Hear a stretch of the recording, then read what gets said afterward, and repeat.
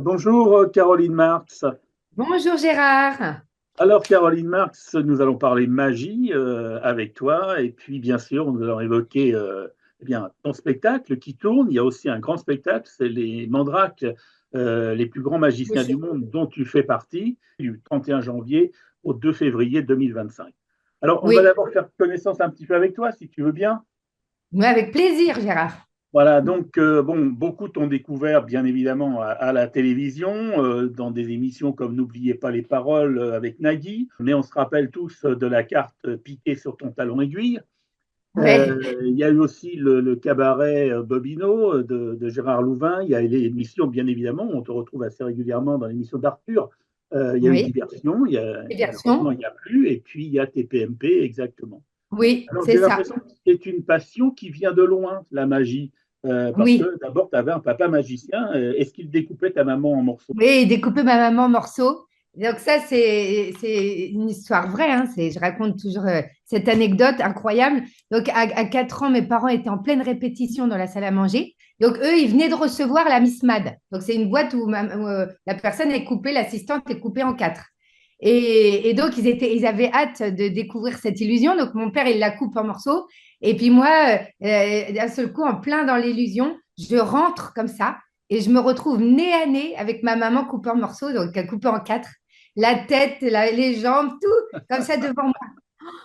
Et là, je me mets à pleurer, je pleurais. Et puis, parce que c'était terrible pour moi. Et je disais à mon père, mais qu'est-ce que tu as fait, maman? Mais qu'est-ce que tu lui as fait? Et je vous jure, sur la tête de mon père, qui avait la tête de ma mère dans un cube, qui me parlait et qui me disait, mais je vais bien, ma chérie, t'inquiète pas. Et moi, je savais que mon père était magicien, mais sur le coup, j'ai vraiment cru qu'il était devenu serial killer, tu vois. Le spectacle, c'est quelque chose qui s'est un peu imposé à toi naturellement, mais quand même, derrière ça, papa, il t'a pas lancé dans le business enfin, du spectacle, comme ça, d'abord, tout cours de théâtre, le cours Florent, les claquettes, la danse académique, du piano, du chant. Bon, ça Et- rigolait pas chez et- les Marx. J'avais 8 activités extrascolaires.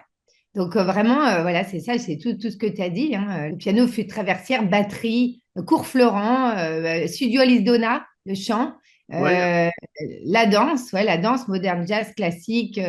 Voilà. À l'AID aussi, l'Académie internationale de danse dans le 8e à Paris. Voilà, donc beaucoup, beaucoup. Mais tout ce qui est artistique m'a toujours plu. tu aurais pu bifurquer dans un autre domaine que la magie, et ça aurait pu aller vers le Oui, théâtre, vers c'est le vrai. cinéma, vers la musique. Oui. Alors après, moi, ça me plairait, par exemple, un jour de faire du cinéma, parce que quand j'avais fait Sci-Fi, qui a fait plus de 25 millions de vues, là, tu sais, où j'arnaque Oui. les bonnes teurs dans les rues, bah ça m'a plu énormément d'être devant une caméra. J'ai adoré faire du cinéma comme ça. Vraiment, c'est une expérience qui m'a beaucoup plu. Donc après, la magie, parce que je me sentais plus à l'aise. Comme mon père est dans la magie, j'avais plus de clés, etc., pour le travail et pour les contacts. Mais après, voilà, si j'ai une proposition un jour pour du cinéma, du théâtre, de la musique, ça me plairait, tu vois. Le cinéma, il te tourne un peu autour, puisque James Hodge, qui pour le grand public ne dira peut-être pas grand-chose, mais dans le monde des magiciens, c'est quand même un grand monsieur du musical, du cirque et du monde de la magie et du Oui, spectacle. oui, C'est lui qui te crée ton premier numéro sur le thème du film E.T. oui, c'est ça. Oui, exactement, exactement. Et alors, c'est lui qui est venu vers moi en plus, qui m'a proposé de travailler pour moi, parce que j'avais fait un concours de magie à la FFAP. Et à la fin, il est venu voir mes parents, James Hodge, et il a dit, je ne sais pas si ça vous fait plaisir, mais je peux vous dire qu'elle a le truc, elle a ça en elle. Et si vous voulez, j'aimerais travailler et lui monter un numéro. C'est lui qui est venu voir mes parents, tu vois. Et Alors là, tout à j'avais l'heure, 16 ans. ouais, et voilà, 16 ans, voilà. Énorme. Alors, une fille dans le monde de la magie, alors au XXe siècle, bon, même si c'est pas encore tellement courant, mais il y en a quand même quelques-unes. Mais Oui. souvent, les filles étaient reléguées au rang d'assistantes. Comment tu vis cela, toi? Est-ce que finalement, pour toi, c'est quelque chose de complètement naturel ou est-ce qu'il a fallu se faire un peu une place? Non, alors ça a été difficile au départ de s'imposer en tant que magicienne, ça a été difficile. Donc j'ai fait beaucoup de concours. où j'ai commencé à gagner des prix, à me faire reconnaître, à me faire respecter dans le milieu. Et voilà, et puis après, voilà, les gens ont commencé à me connaître. Et puis il y a eu M6 aussi avec Gaëtan Bloom, Oui. Stéphane Echon, Otto Vesely. Ça a été mes débuts aussi. J'avais 24 ans, tu vois, j'étais à Bobino en même temps. Et donc là, j'ai commencé à bien me faire respecter dans le milieu, mais au départ, c'était difficile. Moi, c'est pour ça que j'ai tenu à faire ce spectacle Girl Power, parce que On je va y voulais arriver, vraiment oui.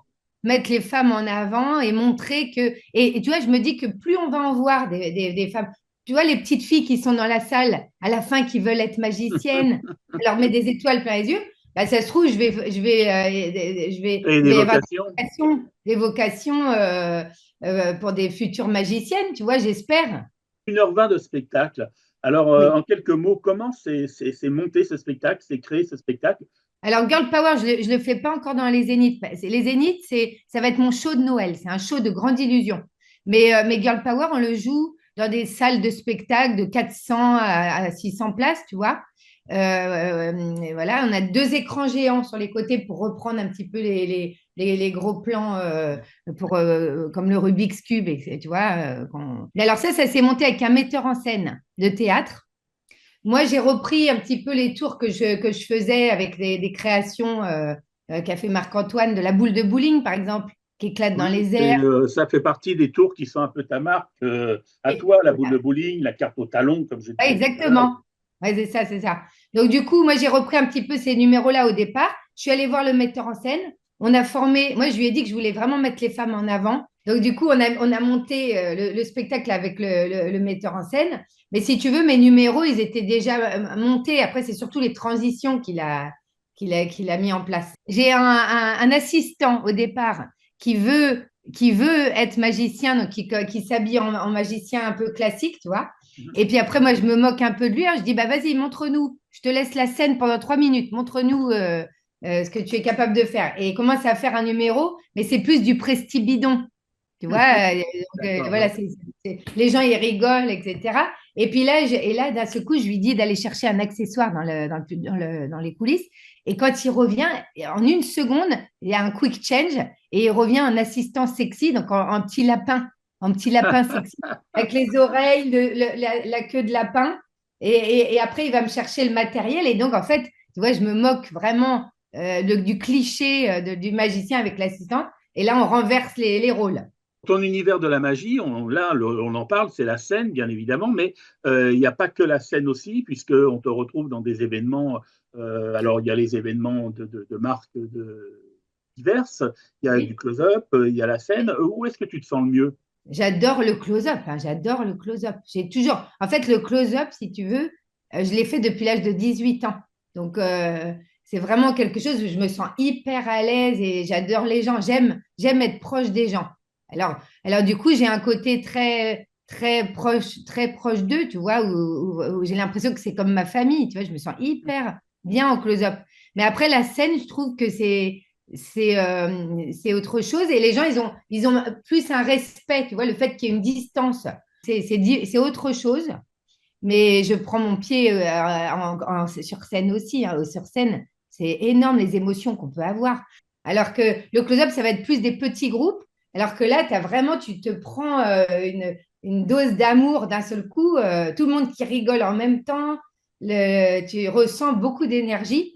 Et donc, à choisir, c'est sûr, je préfère être sur scène. La magie, c'est aussi, ce sont des rencontres. Hein. Alors, Oui. bah, James Hodge, on en a parlé, mais il y a aussi quand même quelques rencontres exceptionnelles. Alors, il y en a une, c'est Madonna. Alors, bon, qui ne rêverait pas, enfin, ne rêvait pas peut-être de rencontrer Madonna. Et je vais vous raconter tout ça. Donc, j'ai été à Bobino au music hall de Gérard Louvain. Et à la fin du spectacle, j'ai donc une personne qui vient me voir et qui me dit, est-ce que vous faites les anniversaires pour enfants? Alors moi, je travaillais 6 jours sur 7 à Bobino. C'était énorme. On arrivait à 16 heures sur place, on repartait à 3 heures du matin. 6 jours sur 7. Donc je lui ai dit, non, non, les enfants, ce n'est pas ma spécialité. Mais par contre, j'ai un magicien extraordinaire qui peut vous faire ça. Elle me dit, non, mais je crois que vous ne m'avez pas bien compris. Je veux que ce soit vous. Alors je lui dis, ah oui, oui, d'accord. Et puis alors bon, comme j'avais pas trop envie de le faire, je ne savais pas pour qui c'était. Comme j'avais pas envie de le faire parce que j'avais beaucoup de travail, je double mon prix. Et là, elle me dit, mais vous pouvez demander beaucoup plus que ça. Alors je dis, ah bon? Alors je dis, bah, attendez, venez avec moi, on va s'éloigner un petit peu parce qu'il y avait plein de monde. Et j'ai dit, mais alors, c'est pour qui exactement? Et là, elle me dit, pour Madonna. Alors là, j'étais scotchée. Alors là, je lui dis, ah, mais les enfants, c'est ma spécialité, mais j'adore les enfants, il y a aucun problème. Surtout Je lui les dis, enfants de Madonna. ah, c'est ça. Et je commence, et moi, en plus, si tu veux, à cet âge-là, quand j'avais 20 ans, là, à Bobino, je ne savais pas du tout faire les enfants. Mais du coup, dans ma tête, j'ai repris un petit peu tout ce que faisait mon papa, parce qu'il est Mhm. spécialisé pour les enfants, mon père, en magie. Et donc, je commence à lui dire tout ce qu'il fait. Alors, je dis, bah, je vais les costumer. Ils vont devenir magiciens d'un seul coup. Je vais transformer le petit en Harry Potter. Et je commence à lui raconter tout ce que fait mon père, tu vois. Et donc, elle me dit, bah, très bien. Alors, je lui dis, c'est pour quand? Elle me dit, dans 3 jours. Ah oui. Dans 3 jours. Et alors après, elle me dit, est-ce que vous parlez couramment anglais? Ah, je dis, ah oui, oui, je parle couramment anglais. Je ne parlais pas un mot d'anglais. Et alors, je suis sortie du music hall et j'ai appelé mon père. Il était 2, 3 heures du matin. Et je lui dis, je vais travailler pour Madonna. Je criais dans la rue. Tu sais, puis j'avais pas voulu lui montrer la fille au départ que j'étais contente. Donc là, j'étais là quoi, à mon père. Je dis, c'est incroyable. Je vais faire Madonna. Il me dit quand? Dans 3 jours. Je dis, il faut que tu arrives demain. Tu me ramènes tout le matériel. Tu m'expliques tout. On a traduit tout le texte. J'ai demandé à un ami bilingue qui m'a Ouais. tout traduit. Et j'ai bossé pendant 3 jours, mais toute la nuit. Parce que comme je travaillais à Bobino, j'avais que la nuit pour travailler. Et donc, j'ai travaillé, travaillé, travaillé. J'ai réussi à faire le spectacle. Et en plus, j'avais peur parce que l'assistante m'avait dit, si ça ne lui plaît pas, si elle n'accroche pas avec vous, elle lève la main comme ça et vous devez partir au plus vite. Alors, elle était dans le fond de la suite de l'hôtel Crillon. Et tu sais, elle était comme ça. Elle était comme ça, elle me dévisageait avec des yeux de loup. Elle me dévisageait. Oh, je dis, comment je vais la détendre? J'ai dit, je ne sais pas comment je vais faire pour la détendre. Et c'était l'anniversaire de son petit David qu'elle avait adopté.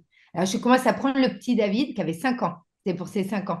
Et je commence à lui faire de la magie. Tu sais, je lui fais les petites lumières. Je lui Ah fais oui.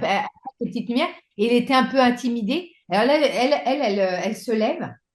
Elle traverse toute la suite et elle vient tenir la main du petit David pour pas qu'il ait peur. Et là, je me suis dit intérieurement, c'est bon, elle est avec moi, tu vois. Et donc, elle s'est assise au premier rang et après, elle applaudissait, bravo, elle était comme une enfant. Elle a adoré le spectacle. Ce spectacle, alors il tourne un peu partout. Là, on retrouve les dates. Oui. Il tourne un peu partout en France. Voilà. Et alors après, on a les Zéniths avec un show de Noël qui s'appelle le Noël magique de Caroline Marx. On est 5 sur scène. Et là, c'est que des grandes illusions. C'est mon spectacle. Mais je fais que des grandes illusions avec. J'ai rajouté quand même la boule de bowling dedans, le quick change, le Rubik's Cube. Voilà. Et sinon, tout le reste, c'est des grandes illusions. Bon, bah voilà, donc de toute façon, on retrouve les dates, on va mettre le site pour redonner tout ça. Et puis, bien sûr, les Mandrakes, Le show. le 31 janvier, du 31 janvier 2025 au 2 février Oui. euh, Oui. à Ah ouais, ça va Paris. être un très gros Ça va être spectacle au un Grand gros Rex. spectacle aussi. Et puis, Au bah, je Grand Rex. rappelle quand même, Caroline, que on parlait des concours tout à l'heure, mais que tu as quand même eu un Mandrake d'or, c'était en 2018, je crois. 2018. Ouais, Voilà. c'est ça, Et 2018. puis, bah, pour parler des rencontres aussi, il y a quand même peut-être eu des gens là qui nous écoutent, qui nous regardent, qui ont eu l'occasion de te voir pendant les Jeux Olympiques, puisque tu as performé pendant les Jeux Olympiques. Oui, j'ai eu la chance de performer pour Bill Gates. Alors, il y avait toute D'accord. sa garde rapprochée. En plus, c'était pas évident parce que il m'avait pas prévenu. Ils ont dit, vous faites de la magie pour tout le monde. À un moment, j'arrive, il y avait 2 personnes qui étaient en dîner, tu sais, ils mangeaient tous. Ils étaient dans des dîners très classe au Trocadéro et ils me regardaient comme ça, tu sais, très baraque et tout. Puis moi, ils voulaient pas rigoler, ils voulaient pas regarder la magie. Alors, ils me dit non, non, non, comme ça. Et puis moi, j'ai insisté. Puis après, ils souriaient, c'était marrant parce que tu voyais la garde rapprochée. Après, ils étaient comme des enfants, tu vois, ça fait plaisir. Bien, merci Caroline, et puis bah, à bientôt. À Merci, bientôt sur les scènes de France, de Navarre, de Belgique, de Suisse et d'ailleurs. merci beaucoup. Merci à toi Vive la magie. et vive la magie.